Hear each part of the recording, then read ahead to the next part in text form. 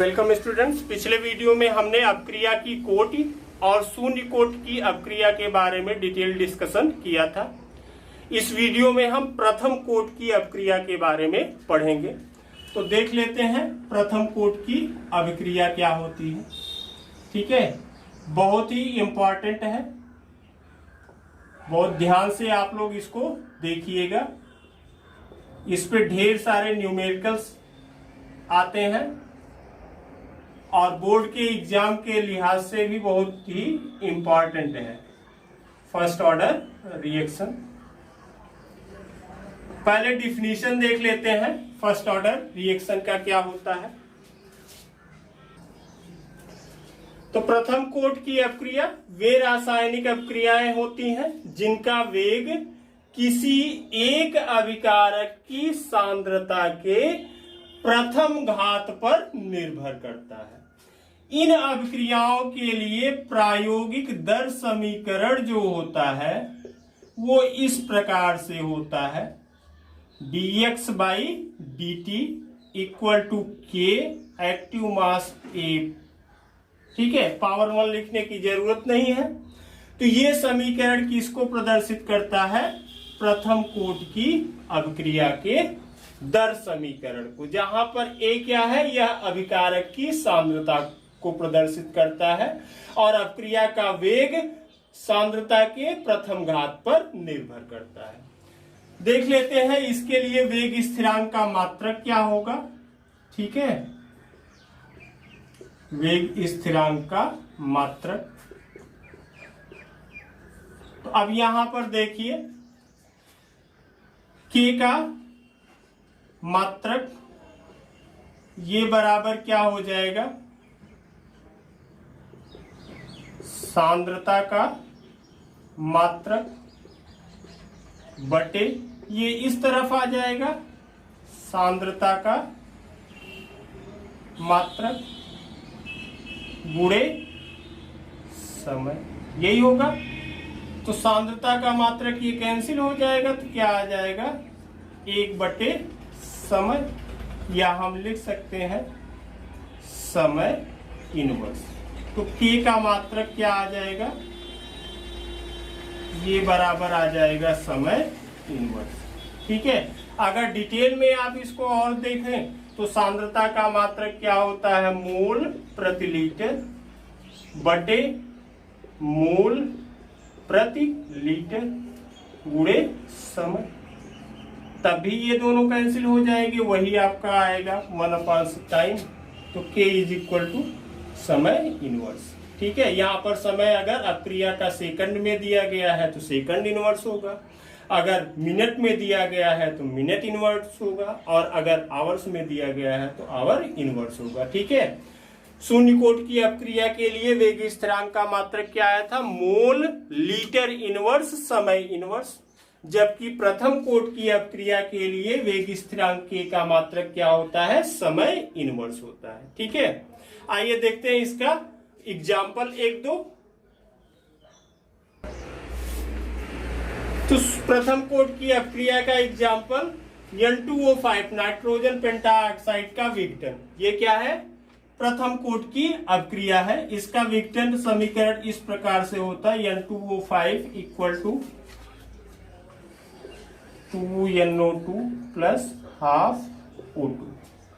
और इसका जो दर समीकरण प्राप्त होता है प्रायोगिक, वो प्राप्त होता है dx by dt equal to k active mass N2O5। ठीक है, पावर 1 लिखने की जरूरत नहीं है। तो यहां पर ये कैसी अपक्रिया होगी? प्रथम कोटि की अपक्रिया होगी। ठीक है, इसके बाद दूसरा देख लेते हैं एग्जाम्पल। दूसरा उदाहरण देखते हैं, H2O2 का विघटन, यानी हाइड्रोजन पराक्साइड का विघटन। ये भी क्या है? प्रथम कोटि की अपक्रिया है। तो इसका विघटन समीकरण जो होता है वो इस तरीके से होता है, H2O प्लस हाफ O2। ठीक है, इसका भी प्रायोगिक दर समीकरण अगर हम निकालें, ठीक है, तो प्रायोगिक दर समीकरण क्या होता है, dx by dt equal to k active mass H2O2, ठीक है, यानी हाइड्रोजन पेरोक्साइड की सांद्रता के प्रथम घात पर निर्भर कर रहा है, ठीक है। एक तीसरा और एग्जांपल देख लेते हैं, NH4 NO2 का विघटन, ठीक है, ये भी क्या है, प्रथम कोट की अपक्रिया है। विघटन कैसे होता है, समीकरण देख लें, NH4 NO2 equal to N2 plus 2H2, ये विघटन समीकरण है। और अगर इसका हम प्रायोगिक दर समीकरण ज्ञात करते हैं तो प्रायोगिक दर समीकरण प्राप्त होता है dx by dt equal to k active mass NH4 NO2, ठीक है, यानी अमोनियम नाइट्राइट के प्रथम घात पर निर्भर करता है सांद्रता के, ठीक है। तो ये कुछ एग्जांपल्स हैं जो प्रथम कोट की अभिक्रिया के हैं। अब इसका हम समाकलित वेग समीकरण ज्ञात करेंगे। देखते हैं प्रथम कोट की अभिक्रिया का समाकलित वेग समीकरण, ठीक है। तो हम प्रथम कोट की अभिक्रिया का दर समीकरण लिखें अगर, तो प्रथम कोट की अभिक्रिया का दर समीकरण ये होता है dx by dt equal to k active mass A, जहां पर A क्या है, यह अभिकारक की प्रारंभिक सांद्रता है। अब एक अभिक्रिया लेते हैं कि A इक्वल टू B, अभिक्रिया लिए हमने A इक्वल टू B, ठीक है। तो अब ध्यान दीजिए कि t बराबर 0 समय पर A की सांद्रता स्मॉल a है, तो B की सांद्रता क्या होगी, 0 होगी, क्योंकि अभिक्रिया प्रारंभ नहीं हुई। किसी समय t पर अभिकारक A के यक्ष मोल B में परिवर्तित हो जाते हैं, तो t समय पर A की सांद्रता क्या होगी, A माइनस यक्ष हो जाएगी, और B की सांद्रता क्या होगी, यक्ष होगी। यानी t समय पर यक्ष मोल A के परिवर्तित हो जाते हैं B में, तो A की सांद्रता क्या बचेगी, A माइनस यक्ष बचेगी, ठीक है। अब अगर हम लिखें तो दर समीकरण यही होगा, तो ये क्या हो जाएगा, minus dx by dt, minus ये प्रदर्शित करता है कि अभिकारक A की सांद्रता में समय के साथ कमी हो रही है, तो minus dx by dt equal to k, A के स्थान पर क्या हो जाएगा, A माइनस यक्ष हो जाएगा। तो इसको हम ऐसे भी लिख सकते हैं कि minus dx upon A minus यक्ष इज इक्वल टू के इंटू dt, ठीक है। ये आपका समीकरण 1 हो गया। अब हम समीकरण 1 का समाकलन कर लेंगे। समीकरण 1 का समाकलन करने पर तो क्या हो जाएगा, ये हो जाएगा minus dx upon A minus x equal to k integral dt। तो हम इसको लिख सकते हैं कि minus log base e A minus x equal to के टी प्लस सी। सी बराबर क्या है, समाकलन स्थिरांक, ठीक है। तो t बराबर 0 पर A माइनस यक्स बराबर क्या हो जाएगा, A, तब C बराबर क्या हो जाएगा, minus log base e A। अब अगर C का मान इसमें हम रख दें, समीकरण 2 में C का मान रखने पर, C का मान रखेंगे तो क्या हो जाएगा, minus log base e A minus x equal to के T minus log base e A। या हम कह सकते हैं KT is equal to log base ई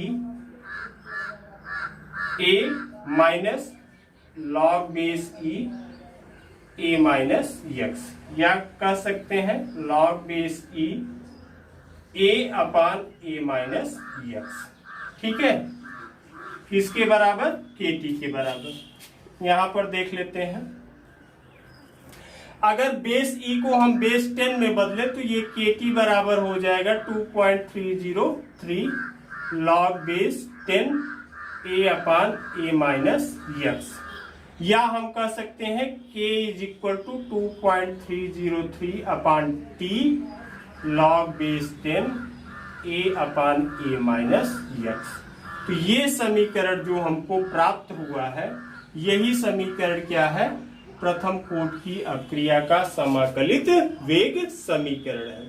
समीकरण क्या प्राप्त हुआ? K equal to 2.303 upon t log base 10 a upon a minus x, जहां पर ए क्या है? यह प्रारंभिक सांद्रता है, और ए माइनस एक्स क्या है? यह टी समय पर अभिकारक की सांद्रता को प्रदर्शित करता है, के वेग स्थिरांक है। ठीक है, इस समीकरण पर आधारित ढेर सारे न्यूमेरिकल्स आपको मिलेंगे, उसको आप लोग अवश्य सॉल्व कीजिए। अगर कहीं प्रॉब्लम आती है तो उसको आप कमेंट बॉक्स में लिखेंगे। ठीक है, अब इसके बाद देख लेते हैं कि अर्धायु काल में क्या संबंध होता है। ठीक है,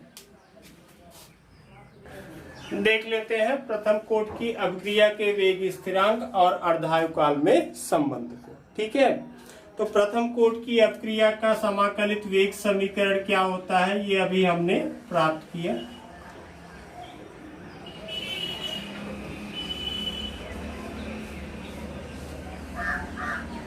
अपक्रिया का समाकलित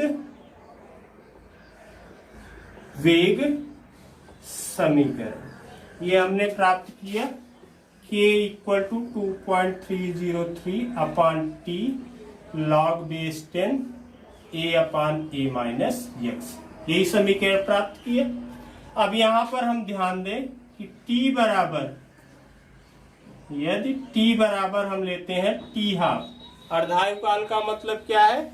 कि वह समय जिसमें किसी अभिकारक की प्रारंभिक सांद्रता घट करके आधी रह जाती है, वही समय क्या कहलाता है? अर्धायु काल कहलाता है। तो t बराबर टी हाफ अगर हम ले लेते हैं, तब a माइनस एक्स क्या हो जाएगा? a/2 हो जाएगा, यानी प्रारंभिक सांद्रता का आधा। तब उस स्थिति में k बराबर क्या हो जाएगा? 2.303 अपान t के स्थान पर क्या हो जाएगा? T half log base 10 a upon a/2, यही होगा। ठीक है, तो a से कैंसिल हो जाएगा, 2.303 upon T half log base 10 2 हो जाएगा।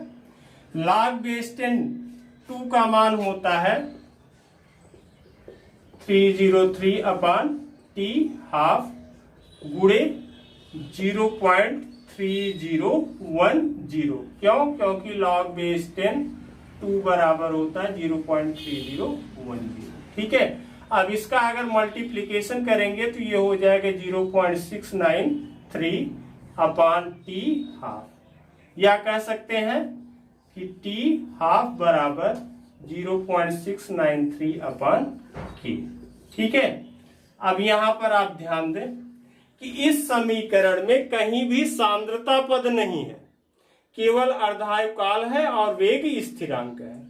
ठीक है, तो हम कह सकते हैं कि प्रथम कोटि की अभिक्रिया का अर्धायु काल यह अभिकारक के प्रारंभिक सांद्रण पर निर्भर नहीं करता है। कभी कभी क्वेश्चन पूछा जाता है कि सिद्ध कीजिए कि प्रथम कोटि की अपक्रिया का अर्धायु काल अभिकारक के प्रारंभिक सांद्रण पर निर्भर नहीं करता है।